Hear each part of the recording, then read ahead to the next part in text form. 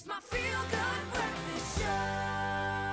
Welcome back. It is your Feel Good Breakfast Show. It's Expresso on S3. Yesterday, we reported on the spring tides affecting the Cape Coast and Gordons Bay region.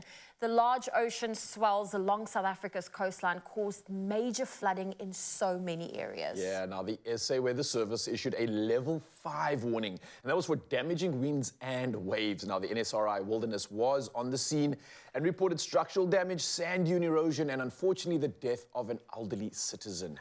Now, we've scoured the internet and found some of the shocking scenes from citizens that they shared on social media. So let's, while we talk about this, we'll show you some of the imaging, but the cold front and the storm surge with high tides is surely an example of the effects of global warming. I mean, Raul, you're nature boy, you're always out and about. Do you think we're going to see more of these, natural disasters becoming more frequent? I definitely can just say on experience alone, it seems like we are experiencing a lot of the volatilities when it comes to weather. So I can't speak on exactly what's going to happen, but I definitely feel like the hot is getting hotter and the cold is getting colder. So I'm experiencing personal extremes of weather right now, especially when I go in the mountain and the ocean.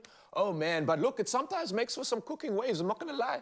But I mean, with this spring tide, I think, seeing so many images on social media, you just see the coast and you didn't have, or at least for me, I didn't have context as to where this was taking place until I had to go and dig a little bit deeper. But many vehicles were also swept away and damaged by the waves, as well as businesses and residential buildings. Wow.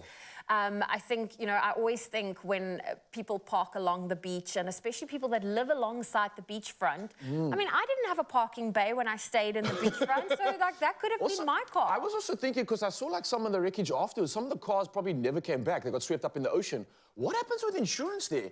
Is that like an act of God? Because sometimes your insurance doesn't cover that. I'm hoping insurance will so cover this that. is quite a tricky one. And does this mean we have to maybe reevaluate our insurance? Well, questions, because we've never really gone through this that much, maybe once or twice. But right now I can say the flooding has left the ground saturated in so many areas, and it's not easy to travel across or through it. So if you did find yourself in that kind of situation, what would you actually do? One thing I wouldn't do is run into the waves or try and drive through it. I saw a video of someone screaming at a lady as well, like, come on, move, move, move. And she literally almost got swept up and taken back into the ocean. It was so scary. But it's amazing how people react in situations like this. It's so easy to say, oh, I'm going to do this, but you never know when you're in that situation yourself. 100%. I think for me, it's just, in a moment of panic, I think I personally would try find safety. Yeah. The last thing I would do is actually take a video like some of these individuals. It's impressive. I would just try find higher ground in a moment like that. It's so crazy. It honestly looks to me like the entire water table is just changing. I mean, the ground level must be affected by this. So it's going to be very interesting to see what the after effect is. And does this happen again? I don't know, Mzansi, we are definitely in for a ride when it comes to our weather. Obviously, as you can hear, global warming is a big discussion right now. Is it happening, or is this just the normal volatility that the Earth transitions through as it goes through its different phases? We don't know. Maybe you can come through and let us know. But for now, though, I think we definitely can say that that was just crazy. It was, and we definitely want to send our thoughts and well wishes to everyone that got affected by the spring tide flooding over the weekend. And speaking of spring, let's find out how you can put a spring in your step this allergy season.